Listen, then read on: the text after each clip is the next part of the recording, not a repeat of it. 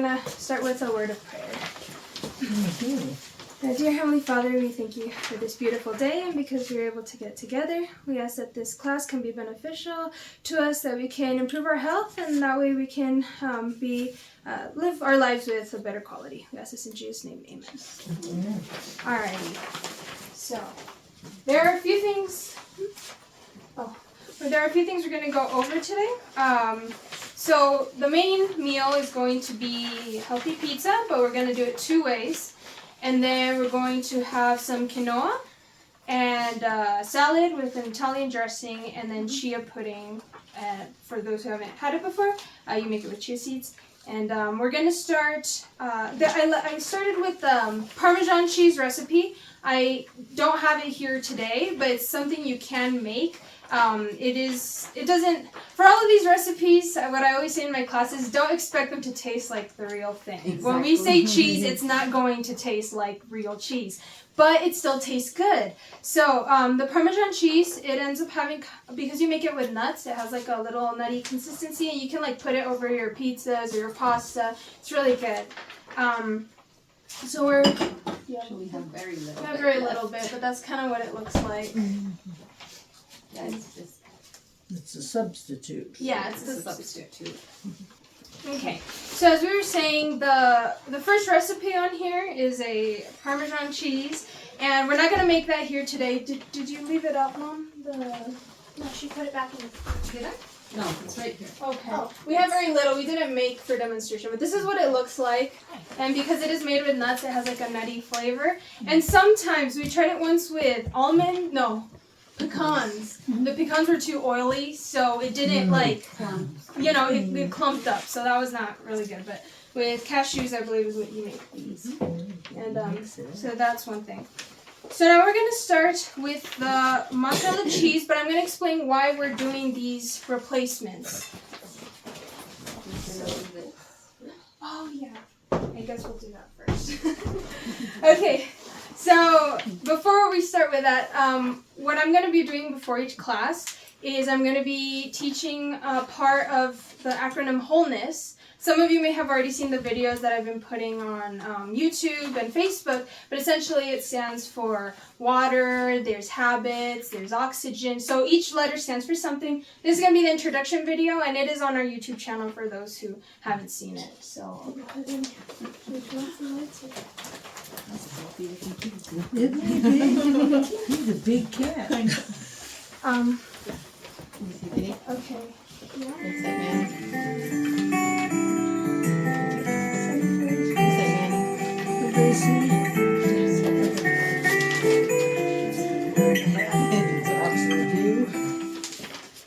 Hello everyone, my name is Victoria and I was a student at the Walden Center for Health Evangelism, specifically taking the Medical Missionary course online. I want to welcome you to this video and to our channel.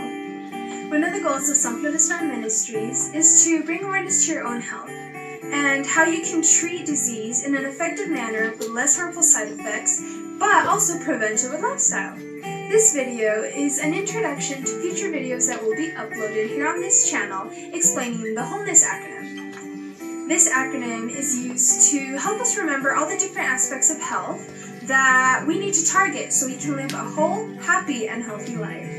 The W is for water, the H is for habits, the O is for oxygen, the L is for love, E for environment, N for nutrition, the next D is for exercise, the first S is for sleep, and the second S is for sunlight.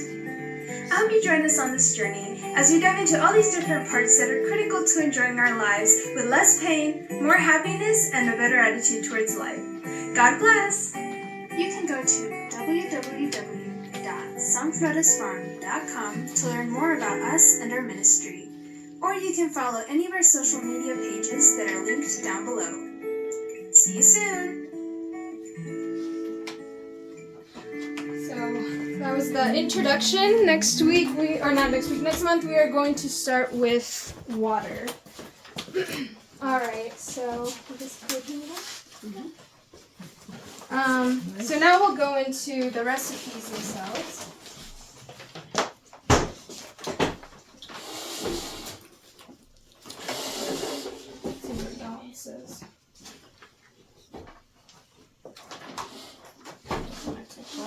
I'll just hold it just in case. Okay, so we're going to start with cashew cheese versus regular cheese. Now, we already talked about this in past classes, so if you're here for that, you've already been through this. But we're just going to do an overview on it. So, regular cheese has 1 ounce of regular cheese, and there's different cheeses, so it depends, right? But in general, has about 9 grams of the bad fat, while 1 ounce of the cashew cheese has 12 grams of, of the good fat. So with one, you're getting, something unhealthy, with the other one, you're actually getting something good for your body. Now, 1 ounce of cheese is almost half of your daily recommended saturated fat intake. Ideally, you shouldn't have any saturated fat, but if you are, just 1 ounce of cheese is already half of what's recommended. So that is a lot. It's very little. And so we're going to talk about a little bit of the decalcifying of bones and all this. And so now normally what you hear is that cow milk or cheese or, some dairy products will give you calcium. Up to a certain point, that is true because it does have calcium in it.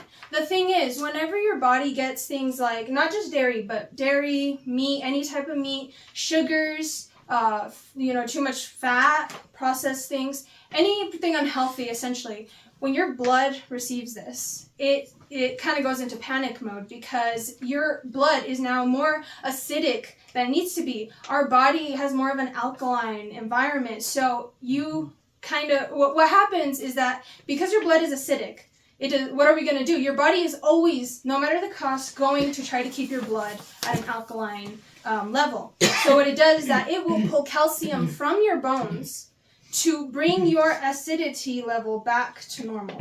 That will happen every single time. So every single time you introduce something like dairy, meat, sugar, too much sugar, all these things, you are decalcifying your bones little by little. Why is arthritis, osteoporosis, all these issues so prevalent nowadays? Well, this is the reason we eat so much dairy. And so what I say in my classes is, even if you're not going to go like full-on vegan or vegetarian, at least trying to limit the intake or be moderate in your consumption. That is the key if you want to try prevention. Prevention is always the key. Prevention more than treatment, because then once you got it, you're already in pain, you're already trying to get rid of the problem. So that is why we prefer, at least every once in a while, to substitute the real cheese for something fake cheese, people call it. Cashews, on the other hand, are alkaline, so they will help alkalize your blood. And on top of that, it has protein, fiber, vitamins, and minerals. So we have a whole section on this, an article on this on our website. If you want to go ahead and look at it, I think it's in the health nugget section. And then also another, well, actually, I think I'll leave that for another future lesson. Now, as for the millet versus flour, in your recipes, you can see that we're going to make a regular pizza crust, but we are also going to make a gluten-free pizza crust, which we also call a millet pizza crust. So I don't know how many of you all have even heard of millet before. This is what it looks like. So it's for those who haven't seen it before. Yeah, it kind of looks like quinoa. Oh,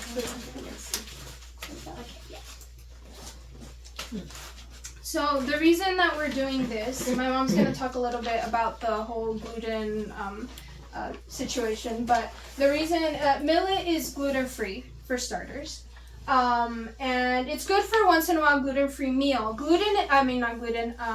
Millet itself doesn't contain a lot of nutrients, really, so it's not really beneficial for your body, and some people it might not even settle well with their body. So it's something for everyone to try, but it is good for every once in a while. If you're gluten-free, you're trying to have a gluten-free meal every once in a while, this is a good option. The crust isn't just made with millet, it also has sunflower seeds and oats, and sunflower seeds are really super when it comes to, nutrients and all that. So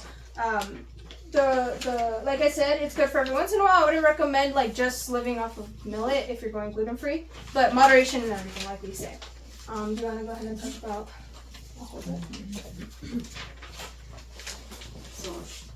So I'm just gonna talk very short about gluten. You know, we all heard about this gluten-free, everybody's getting sick. Oh, I'm gonna go gluten-free, maybe it'll help me, you know. But I'm just gonna talk about the reasons why many people are getting sick, and especially their digestive system and inflammation in their body. Protein is mostly, I would say, it is completely broken, should be broken down in the stomach. And there's an enzyme that breaks it down called protease. But when you can't completely break it down, then that undigested gluten goes into your small intestine. And so why can't you break it down? Well, there's many reasons why you can't break it down. One, maybe you eat too much of it. Another reason might be that you're intolerant, GMOs. There's a lot of reasons why you wouldn't be able to break it down. Maybe you don't have enough hydrochloric acid in your stomach, which is what breaks down your food. If you're drinking too much water with your meals, like I said, there's a lot of reasons. That would be a whole study on it in and of itself. But as I said, the gluten, the undigested gluten, goes into your small intestine, and those that can't handle the undigested gluten, it could trigger severe autoimmune responses. Well, a lot of us have heard, autoimmune, lupus, celiac, Crohn's, but there's a lot of other autoimmune diseases, such as eczema, arthritis, diabetes, things that we don't associate with autoimmune. And so, like I said, it could trigger a severe autoimmune response, but it can also trigger other diseases that aren't so severe. It says others without celiac disease still might get bloating. How many of us get bloating? Don't raise your hands. But, I think that's a very common thing nowadays, bloating, and why am I, because I ate beans. Or you feel so full. You think it's because it's the beans and it's actually, the gluten or something, I feel so full. Or, you have indigestion, headaches, skin rashes. And this might lead to leaky gut. Have any of you heard of leaky gut? Mm-hmm. That's also a study of its own. But what leaky gut is, in short, is that since your small intestine is not made to digest this protein that you're eating in the gluten, it struggles, and what it does is starts making our intestine is made up of many little links like this, and so it starts breaking apart the links. It doesn't completely break them, it just makes them permeable, which means that bacteria and undigested food starts going in through the lining of your intestine and into the bloodstream. And this is what causes inflammation and other diseases. And that's a short version of what this is. And then do you want to talk about the quinoa versus brown rice? You want me to do that now? Okay, so we're also going to be serving quinoa. We always say quinoa in Spanish, but it's quinoa. And there's many benefits to eating quinoa versus brown rice. We all know, I grew up knowing that brown rice was the best thing you can eat because of the fiber. Yes, it is. It has a lot of fiber. But, as you grow up and you learn things, I learned that quinoa was much better for me. And now that we've been taking, courses, she took a medical missionary course, I took another short course also. They talk about ancient grains. Quinoa is one of them. And so we can see here, you did put the, I put the quinoa versus the rice. Quinoa has more calories, 220 in 1 cup. Brown rice has 215. You can see that quinoa has 8 grams of protein. Protein is very important for your, development, your energy, your reaching a lot of body functions. A lot of body functions. Brown rice has 5 grams per cup. Quinoa has higher healthy fats than brown rice. It's higher in fiber. And who has heard of complete and incomplete proteins? When you eat a bowl of rice, it's healthy, of brown rice. It's healthy. However, you're not eating a complete protein. So let's say you're looking towards eating less meat. And because you want to become vegetarian, or like she said, every once in a while, you want to just change it up and not not eat meat. You can always either eat quinoa, which is already a complete protein, or you can pair your brown rice with beans, or there's different things that you can match with each other. But in this case, the quinoa, you don't have to bother with that. And also another benefit is that rice, we all know, takes like 45 minutes to an hour to, especially brown rice, takes a long time to cook, and it's still a little hard. Well, quinoa, it takes about 15 to 20 minutes. You can rinse it. And, in future classes, we can talk about sprouting and soaking and sprouting, which also is very beneficial because the soaking also cuts down on the cooking time and takes out things that might cause further inflammation. What does GF mean on the bottom? Gluten free. Gluten free. Oh, gluten free. And I just wrote a little note here also that quinoa also boosts your digestive system. It cuts your chances of colon cancer, and it could lower your risk of type 2 diabetes.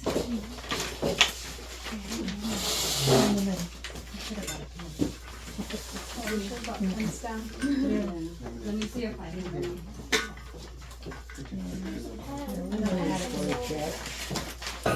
These are being recorded, so if you want to look back on them or something, you can. We'll send off the links. Yeah, on YouTube. Okay, we've got a couple pencils though. If somebody, Oh, sure. I like writing stuff. Yeah.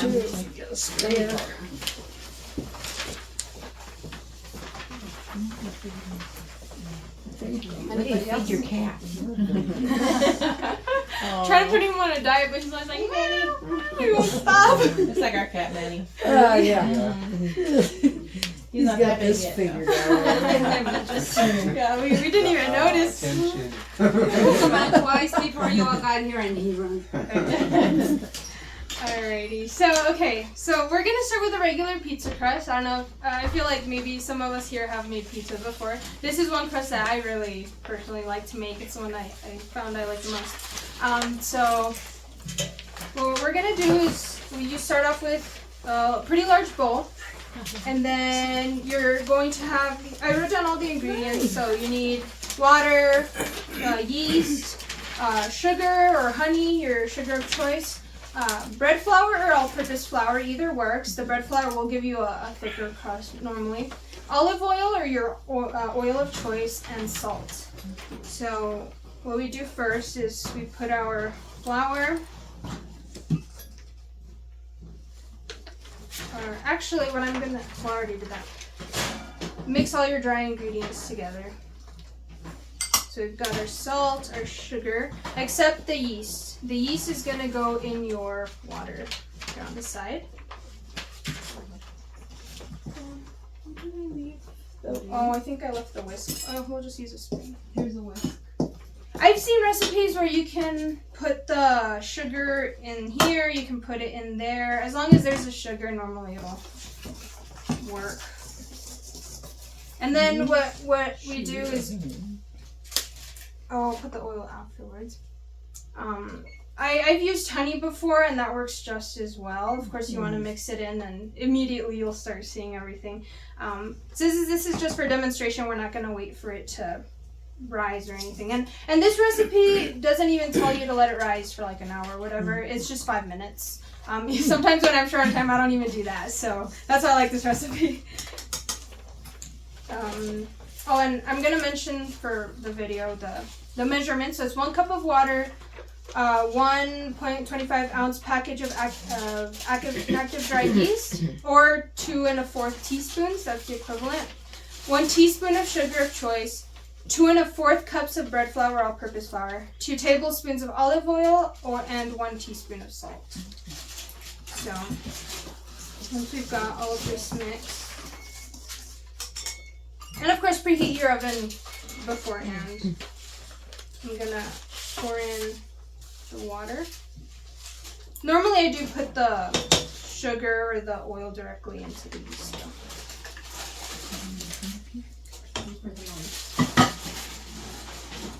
So I'm gonna start mixing it. Sorry, because I'm putting into heat. So you can do this in like your KitchenAid mixer or whatever it has like for dough. I normally do it by hand. Are you gonna toss it too? No. I've tried, it doesn't work for me. Not too good at it. Okay. And now I'm gonna add in the oil.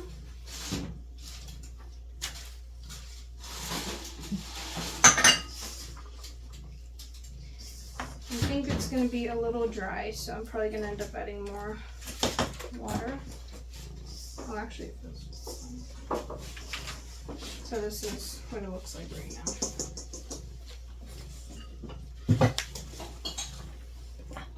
Now, the consistency is going to be different than if you're making like regular bread or something. It should be a little bit more on the softer side. So you might think it needs more flour. It doesn't. It's better if it's more on the wet side. You want it to be more elasticy.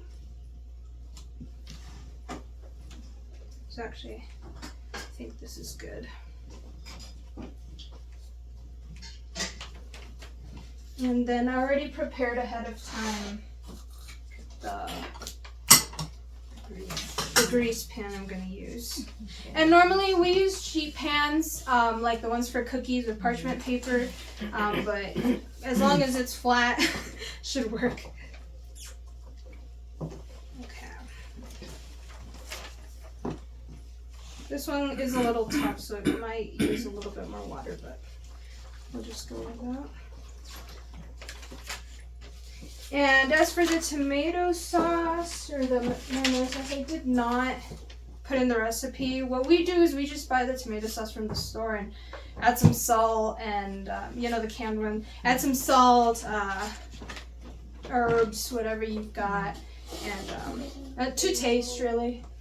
Oregano, basil, paprika, and celery salt. She's usually the one who makes it. She makes it really rosemary. good. Say Rosemary. that again, Melody. Oregano, basil, rosemary, and you could use regular salt, but I like to use celery salt. Okay. So you can do it with a rolling pin or just start spreading it by hand. I've done it both ways. When you have more like an artisan looking pizza, with the other one you can get it looking a little bit more flat. So use a little bit more.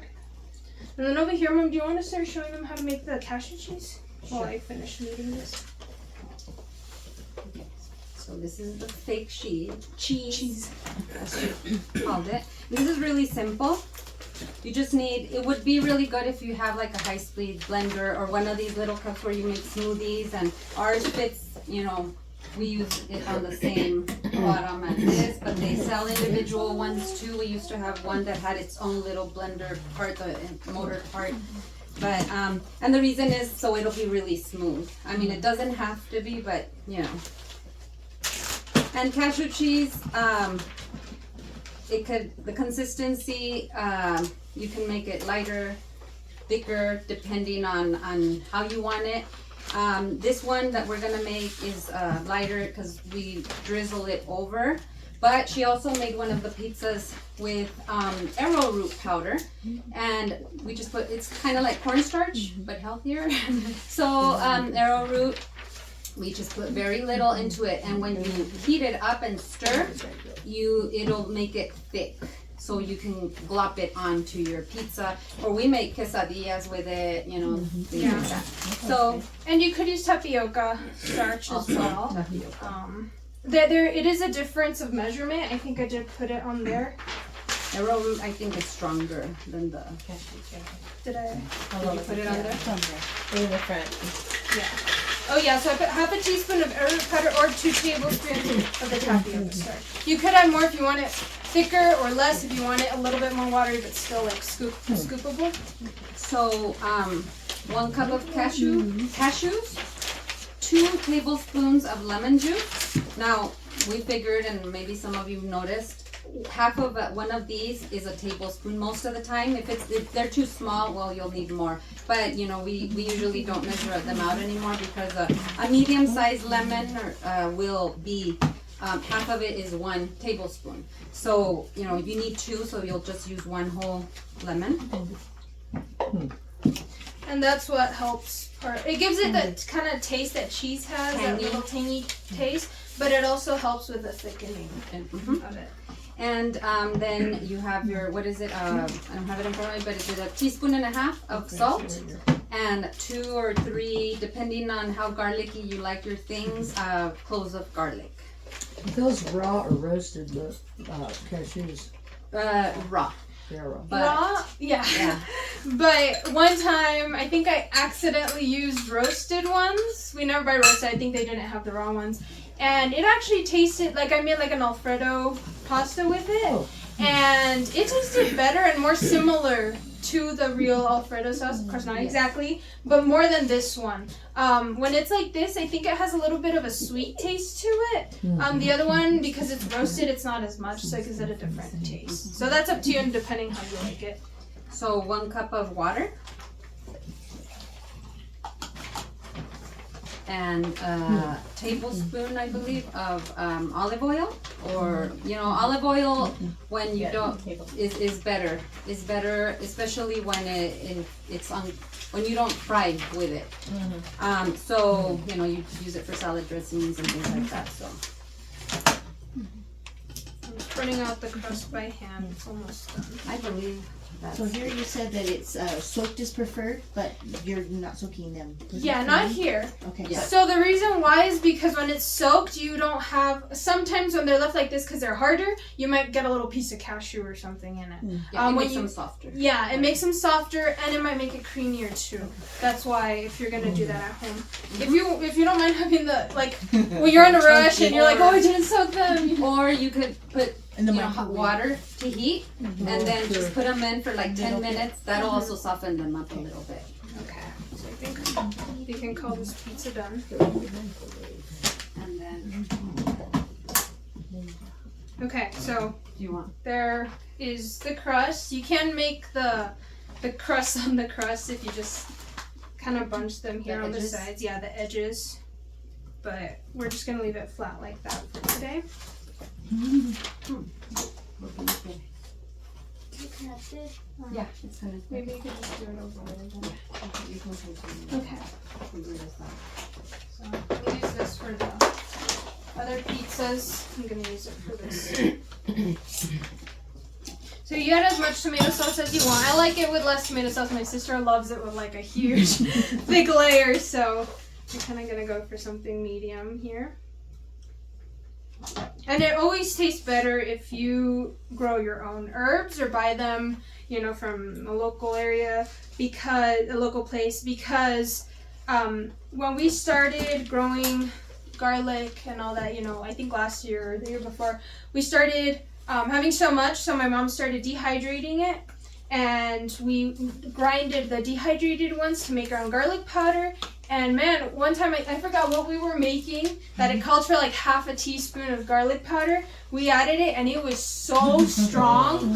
We were like, whoa. And so from now we just add a little bit every time, and so kind of saves you money if you think about it, because you have to use less of it. And on the garlic, is that raw or roasted? Yeah. Doesn't want to turn on, so Oh, whoops. Well, we might not be able to demonstrate the... But I have some made for you. For it and something. That is so strange. Yeah, that's just it. Ours broke too. Yeah. Luckily we had 2. We used it this morning. I don't know what happened. Okay. So this is the consistency it comes out. If you don't put the arrowroot or cornstarch or... Yeah. Oh, you're just stretching. Yeah. That's what it looks like, huh? But if you... Actually, this one I did not heat it up. When you heat it up, it'll be a little thicker than that. Or if you put the cornstarch or tapioca starch or whatever, it'll get like... You won't be able to Scoop it. scoop it and clump it down. Yeah. So that was supposed to be our cheese for this pizza, but since Well, we here's don't- some extra cheese. Oh, so you're done with the melon pizzas. Okay, so I kind of put some on there. Got it. And then of course, you add on.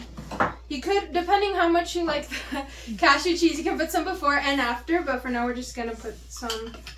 We're gonna put it afterwards, and so we got some onions. And some olives and bell peppers. You could also put spinach or whatever you normally like to put on pizza. Like that. Now you don't want to. Oh, did it work? Sorry, no, on the big one. Sorry, I didn't think it was gonna work. Okay, so I had to wake you all up. So I normally like to drizzle it on because otherwise when you scoop it on, it is kind of like mozzarella cheese when you cut it in slices and you put it on, it's not going to cover the whole pizza, it just covers that little spot. With this, you can just like spread it all over, but you don't want to like soak it because then it's going to be like sloppy. And Did you want to show them now or how it looks? we can. So that, drizzled, right? yeah, that is what the drizzled one looks like. And the other one. See, she just plopped it on, scooped it on, and so it spreads a little bit more once it's in the oven, but not too much. So just depends on what you like. So here you can already see like the pizza, like if it's already melted, right? So that is it for this pizza. Really you're just gonna put it in the oven. Now something we like to do for the crust is that we'll get a little bit of oil, I guess sort of like this.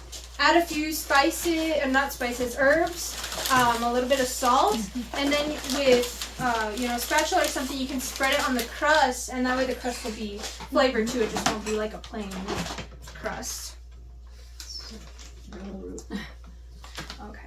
So this is like what the arrowroot powder looks like for those who haven't seen it in the stores. I think we bought this one at Sprouts, right? This is the arrowroot. When we buy our cashews at Costco, it's a lot cheaper than like at Walmart. Sometimes you can't even find the raw cashews at Walmart, so it's better to get them from Costco.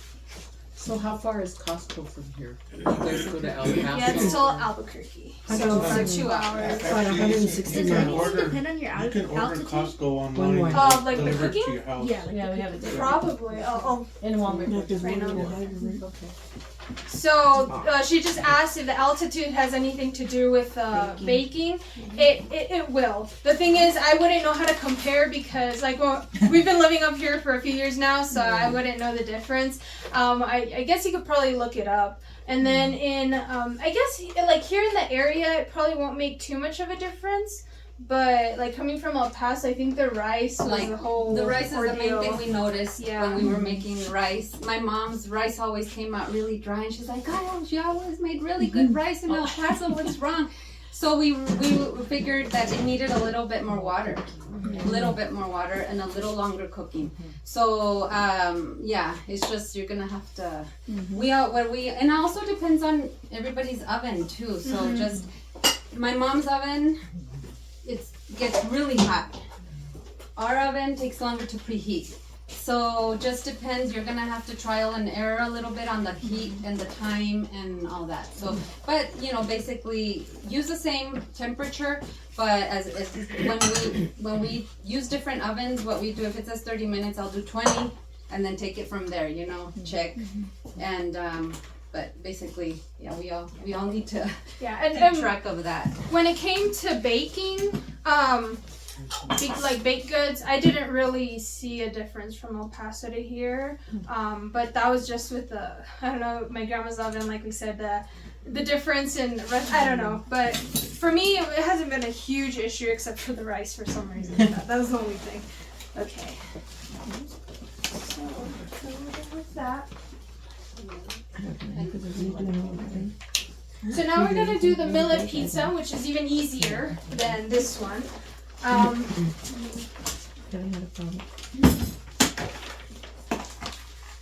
I'll just turn it over.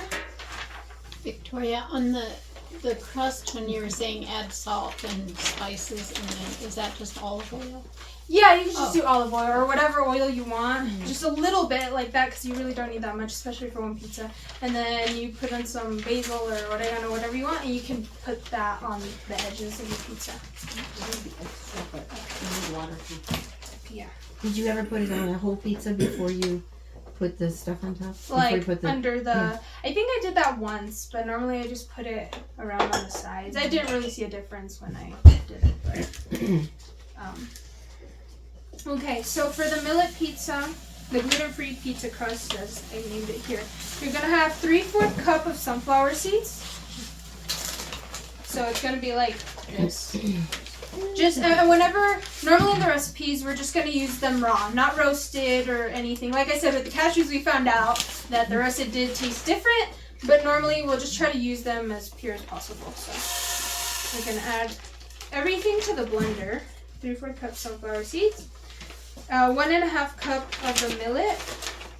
Now, in the original recipe where we first found or saw this recipe, it split it into 2 parts, I guess so it could blend easier. It came with 1 cup of millet first, and where's the water amount? Oh, the 3 cups. And half a cup extra. Okay, so it was the 1 cup of millet and 2.5 cups of water. And then once you blended everything together, then you add the other 1/2 cup of water and the other 1/2 cup of millet. But we don't do that. We just put everything together to not make it so complicated. You can just do it like little by little if you don't want it. You know, this is more like realistic ideas. You don't want to spend all day in the kitchen making. It's like, no, just put it all in the blender. It's going to come out good. You can leave it blending a little bit extra time. What we realize, if you make more than one recipe, it might stay a little gritty. But it doesn't really matter because it cooks, so you can't. It's not going to be crunchy. It just won't be as smooth as if you had done one recipe at a time. So yeah, we do the 3/4 cup sunflower seeds, 1.5 cups of the millet. Like I said, you would start with 1. You're using whole millet, not millet flour. No, not millet flour. So it's the whole millet. We're gonna add the 1.5 cup.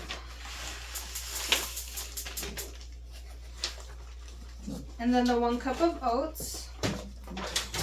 And then this is just the whole rolled oats. It's not going to be your quick oats. That's going to change it. And then you're going to add your, did I use those by accident? What? The garlic powder and the onion powder. Or I don't think we set those out. You start with 1 teaspoon and 1 teaspoon of each, but if you want to add more or less, that's up to you. This is from our garden. I know it's using the old containers, but that's why it's green, because we chop off the onion tops and then we dehydrate those and grind those. So this is really good. Like, well, the first time we tried it in a soup, replacing regular onion powder is so good. So if you got a garden and you can do that, I recommend doing that. So I'm just gonna add a little bit. Did you use a dehydrator or just dry it in the sun? A dehydrator. That's what we use. I'm sure you can do it the other way too. And that's just onion tops. And then some garlic. Alrighty. And then you can put a pinch of cayenne pepper if you want it a little spicy, or maybe paprika, but in this case we're not going to add that. And then approximately 3 cups of water. So like I said, start with 2 or 2.5 first. That way you can see how the consistency comes out. You don't want it super thick, like that it plops on. You don't want it super runny either. It's going to be like a nice creamy consistency. Yeah. Okay, so that's about 2 cups there. So we're going to put it on the blender.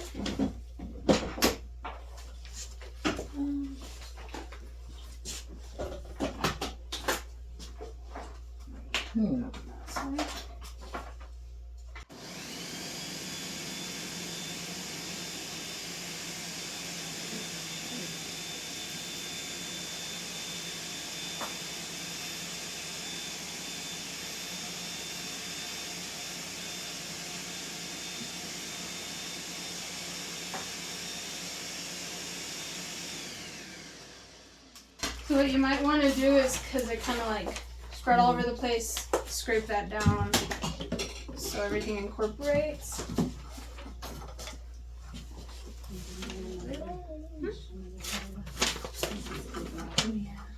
Well, you could just show them the consistency. Yeah.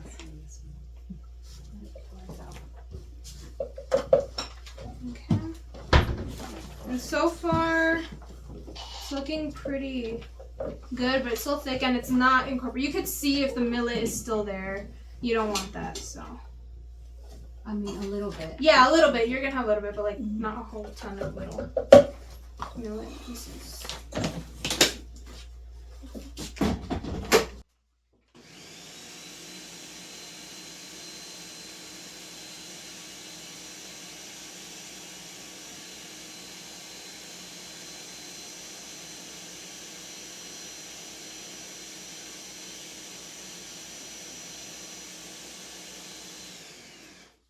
Okay, so that looks like it.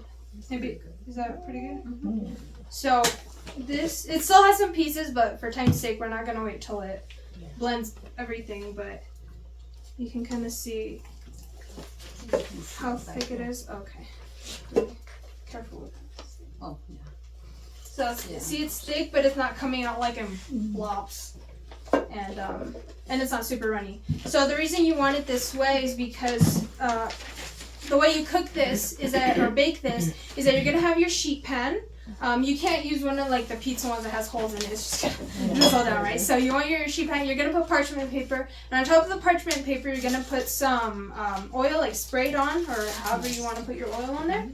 And then what you're gonna do is pour this over, and then spread it out until you get like a rectangle or whatever size it is you're going for. And then after that, you're going to put it in the oven. You're gonna leave it in the oven for half an hour, right? You're gonna leave it in the oven for half an hour, and it's gonna be pretty baked.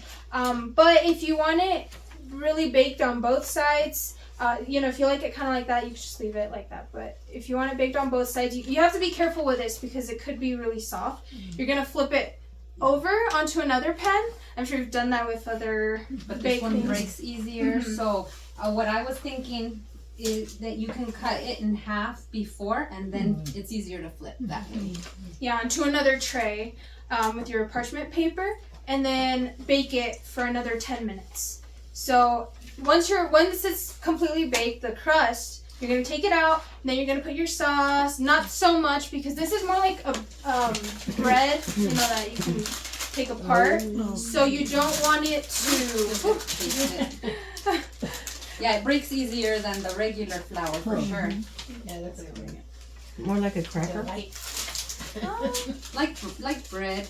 Yeah, we're gonna taste it right now, so y'all can kind of. Yeah, you won't be able to eat it like a normal pizza. You might need to use a fork or something like that, because it's so soft. So yeah, you're not gonna like wet it completely with sauce. You're gonna put your sauce on top, and then you're gonna add your vegetables or your baked cheese or whatever it is that you want to put on it.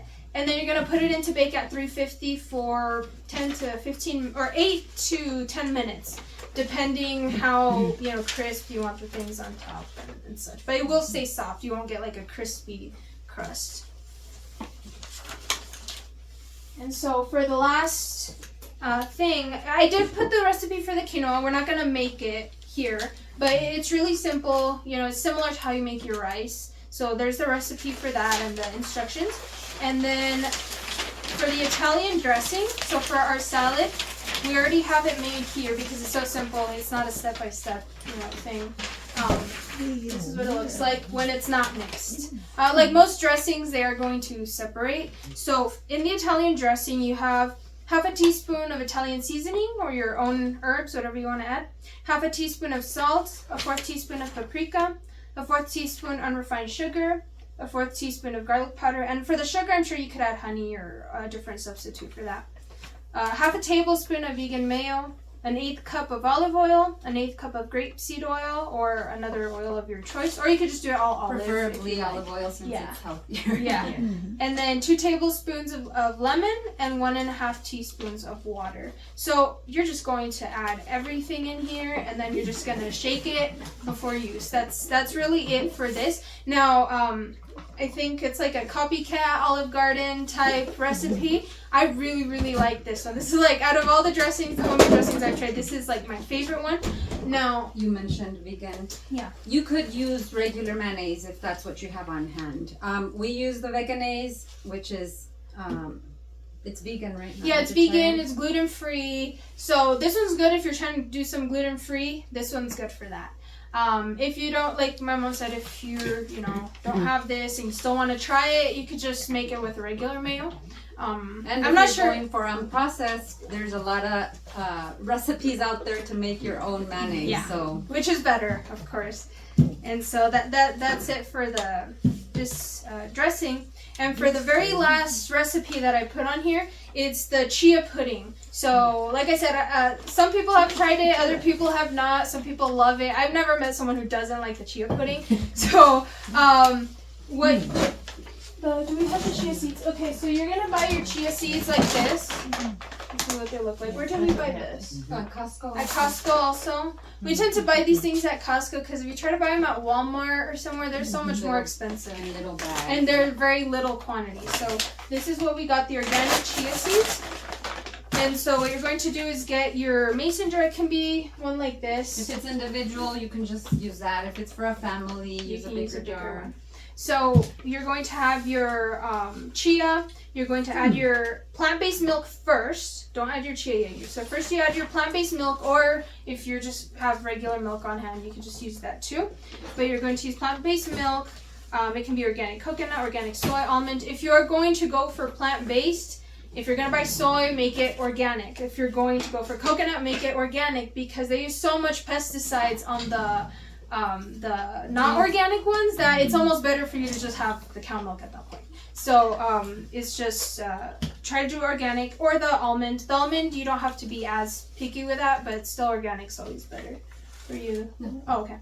And then after you added your milk, you're going to add 3 tablespoons of your chia seeds to the milk, but you're going to do it slowly. You're not going to just put them all. The reason being that they will form little clumps as you are pouring it in, and you want to prevent that. So you put a little bit and you're stirring it in while you're pouring it in. And then finally, once you've got everything incorporated, it might still separate, as you're mixing, but that's okay. You add your maple syrup to taste, 1 tablespoon at a time. Again, you could use honey, you could use regular sugar, but for this recipe, we used maple syrup. And once you've got everything mixed, shake it for maybe like a minute. That way it doesn't clump. You prevent the initial clumping. And then you leave it in the fridge overnight. You can leave it for a few hours. If you leave it overnight, it's going to look like this. So it's really, really thick. Some people like it like this. But if you don't want it that thick, what you're going to do is once you serve yourself in the plate, you add your milk there. Don't add water. That's just going to take out all the flavor. So you add a little bit more milk in your plate or your cup, whatever it is that you're serving yourself in. And what we like to do is we top it now mostly with berries. Like frozen berries are really good in there. But you can just add any berries, any fruit, just whatever topping you would like on it. So that's it for that. And really, I think I'm going to leave that out. On the Italian dressing, can you use avocado mayo? I'm sure you could use whatever. It's just, this is more like to taste, so whatever substitution you want. Avocado's going to give it a different flavor, a little bit different, but if you like that, that's fine, I'm sure. Yeah. Any other questions? That's the end of the recipes. Or you could just skip it all together and just have it kind of like an oily, more, less creamy, right? Yeah, that's for the creaminess and like we said for flavor, but if you don't want to add any of that in there, you can just skip it and just add your own. So yeah, you can do that.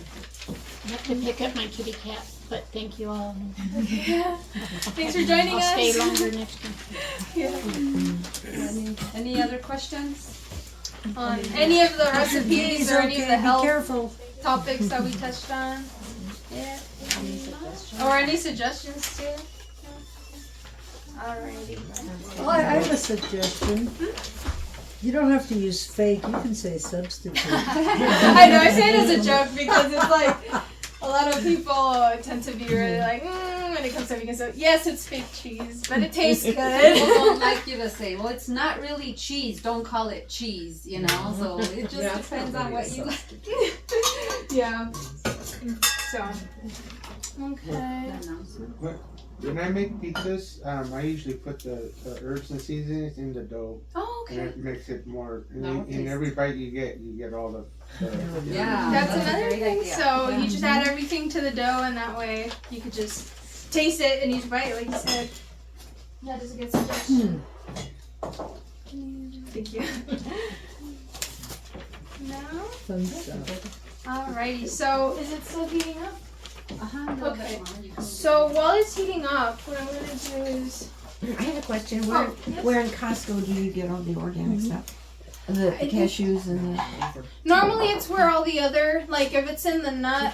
Yeah, if it's where. no. Go ahead. For some reason, they've got the aisle that they've got the pecans and the almonds and pinyon nuts and all that. But for some reason, the cashews, they always put them in the front with all the snack items like the granola bars and all that. I don't know why, but yeah, in the front, you know, where they have all the snack stuff. The chia, I don't. They have them in the aisles where they have, I think, like the baking stuff and all that. The chia, right? Yeah. I don't know. Yeah, I because think so. not that I've never looked for them, and that's probably it. But I haven't seen them either. So Okay, that's- yeah. Yeah, you kind of have to look for them, and sometimes they move them around. So, You can order online. Mm-hmm. You can go Yeah. online and order it, and they have an organic section which you can order They off. do. Yeah, and then they'll deliver it to your house. I wonder I haven't seen it. We live in Pie Town. They go out there to Pie Town too. Yeah. I think it has They'll a deliver it. minimum. Oh yeah, they deliver to Dattle. I'm in Dattle. Oh, okay. Yeah, I'm here. $75 minimum, right? Is that Yeah, so? I I haven't think I think it's so, ordered yeah, online. they get But it is a little shipping. more expensive. It is. just Because yeah, they're but- delivering. Oh, But then you're not yeah. paying for the gas. Yep. Unless Yeah, you then have you have to travel. Yeah. Yeah, they're 2.5 hours out there. Yeah. Yeah. Usually go out there if you have a doctor's appointment or Yeah. something going on. Yeah.